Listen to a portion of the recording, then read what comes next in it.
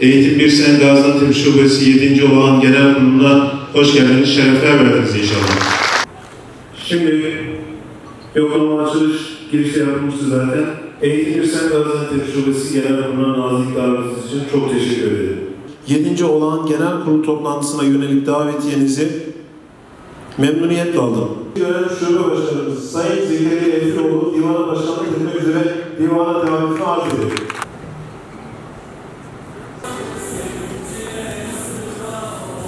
Köprünün altından çok sular geçti. Çok insanımız yetişti. Ülke olarak millet iradesinin kesintiye uğratıldığı dönemleri, çağ dışı yasakları, yıldırmaları, haksız yargılamaları, karanlık yılları geride bırakarak bugünlere geldik. Bir adım atarsak kafes kırılır, belki birden erir zincirlerimiz diyerek çıktığımız bu yolda, aydınlık sabahları düşleyerek geçtiğimiz karanlıklardan bize kalan tecrübelerle, birikimle, bilinçle, kazanımlar üreterek bugünlere geldik. Sendikal mücadelede büyük kazanımlar elde ettik. Ulusal ve küresel ölçekte büyük atılımlar, sıçramalar gerçekleştirdik. Üzerimize kara basan gibi çökmüş yasakların duvarlarını gümbür gümbür, blok blok yıkarak geldik. Yeni müfredat programları ile eğitimin vesayetçi karakterinden arındırılıp demokratikleştirilmesinde, okullara Kur'an ve siyer derslerinin konmasında, öğretmene ve öğretmenlik mesleğine saygınlık kazandırılmasında sendika olarak etkimiz, katkımız vardır. Türkiye'nin normalleşmesinde, sivilleşmesinde, haksızlıkların, mağduriyetlerin giderilmesinde bir sivil toplum kuruluşu olarak büyük emeğimiz ve mücadelemiz, kamu görevlileri adına temin edilen kazanımların altında imzamız vardır. Bu kararlılığı gösteren eğitim çalışanlarının yeni Türkiye'nin yolunu açan, ufkunu aydınlatan kahraman, bilge öncüleri sizlersiniz. Sizleri gönülden kutluyorum. Allah sizden razı olsun. İyi ki varsınız. Başörtüsü yasağının kaldırılması, 8 yıllık kesintisiz eğitim ve katsayı zulmünün sona ermesi, yeni müfredat programlarıyla eğitimin vesayetçi karakterinden arındırılması, Kur'an-ı Kerim, Siyer-i Nebi, temel dini bilgiler derslerinin okullarda okutulması, milli güvenlik dersinin kaldırılması, öğretmenlere nöbet ücreti verilmesi, doçentlik jürisinde görev alanlara ücret verilmesi, geliştirme ödeneğinin hayata geçirilerek süresinin uzatılması, 4C'lilerin 12 ay istihdam edilmesi ve ardından kadroya geçirilmesi, sınav ücretlerinin artması, emekli maaşına, ikramiyesine özel artış yapılması, taban aylığa mahsus zam alınması, cuma namazı ve hac izninin kamu personeli mevzuatına dahil edilmesi, 3600 ek göstergenin alınması, beklentileri karşılamaktan uzak olsa da öğretmenlik meslek kanununun çıkması ki önümüzdeki dönem meslek kanununun iyileştirilmesi için çaba göstereceğiz. Sözleşmeli personele kadro verilmesi ve bütün bunların hükümetle ortak çalışma sonucu yapılması, üniversite idari personelinin merkezi yer değişikliği konusunda çalışma yapılmasının karara bağlanması, mesleki eğitim koordinatörlük görevindeki ek ders saat sınırlamasının kaldırılması, öğretim görevlisi kadrolarında bulunan akademisyenlere geliştirme ödeneğinin %60 oranında ödenmesi, memur ve hizmetlerin DYK ücretlerinde artış sağlanması, geliştirme ödeneğinin 2022-2023 yıllarında da devamının sağlanması, 1 Ocak ve 1 Mayıs günlerinde ödenmeyen ek ders ücretinin ödenmesi, toplu sözleşme ikramiyesinin 400 TL'ye çıkartılması ki bu son zamlarla 706 TL'ye ulaşmış durumda, sözleşmeli personelin kadro sorununun karara bağlanması ve 2020 yılı içinde çözülecek olması, halk eğitim merkezleri ve olgunlaşma enstitülerinde haftada 3 saat nöbet ücreti ödenmesi, müdür ve müdür baş yardımcılarının, öğretmen ev yöneticilerinin, rehber öğretmenlerin ek ders ücretlerinde artış sağlanması gibi birçok sorunun çözüme kavuşturulmasında, pek çok konunun kazanıma dönüştürülmesinde mücadelemiz, girişimlerimiz, katkılarımız vardır. Ayrıca gerek üniversitelerde yapmış olduğumuz yüksek lisans protokolleriyle, gerekse halk eğitim merkezleri ve diğer kurum ve kuruluşlarla işbirliği halinde açmış olduğumuz Kur'an-ı Kerim kursu, siyer kursu, karikatür kursu, satranç kursu, İngilizce, Arapça, şan dersi, makam dersi gibi birçok kurslar açarak birçok çalışmalarda yürüttük.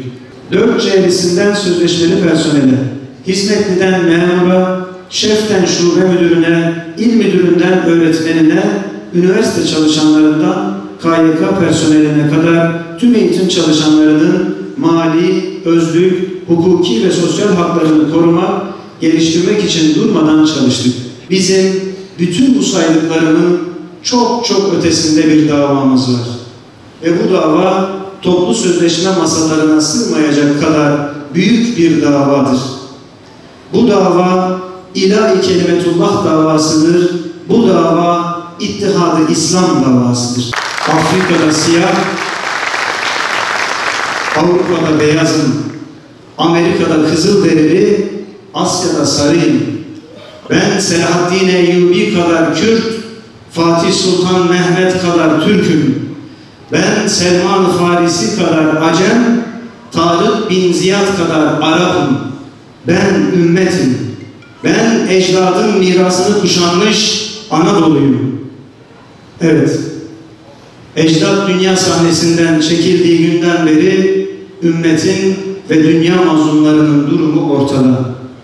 Yemen, Filistin, Doğu Türkistan, Keşmir, Arakan, Bangladeş, Patani, Sudan, Somali, tüm Afrika, Bosna, Kosova, daha saymakla bitmeyecek mazlum beldeler.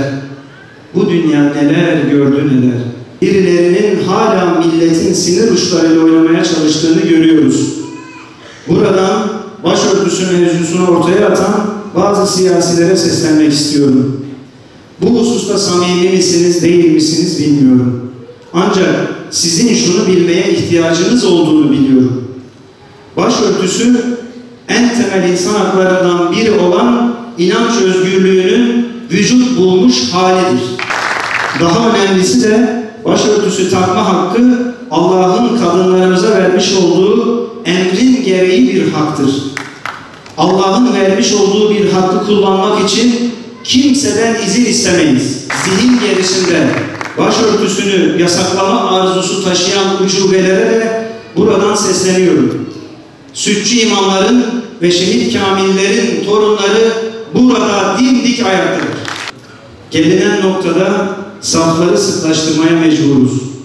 Çünkü açıkça görülüyor ki değerlerimize cephe almış olan millet düşmanları hala pusudadır. Ülkemizde masonik yapılar, sabatayist dönmeler hala güçlü ve etkindir. Bunun en önemli sebebi ise bizim dağınık ve düzensiz oluşumuzdur. Ancak ümitsizlik yok, yeise düşmek yok, yılmak yok.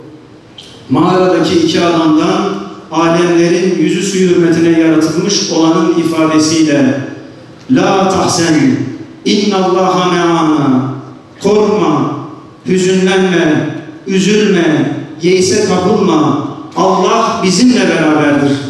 Alemlerin Rabbi olan Allah'a yemin olsun ki Siyonizmin ve emperyalizmin önünde asla diz çökmeyeceğiz. Asla sömürülmeyecek, asla ezilmeyeceğiz. Vatanımızı, milletimizi, ümmeti canımızdan çok seveceğiz ve bileceğiz ki Müslümanlar ancak ve ancak kardeştirler.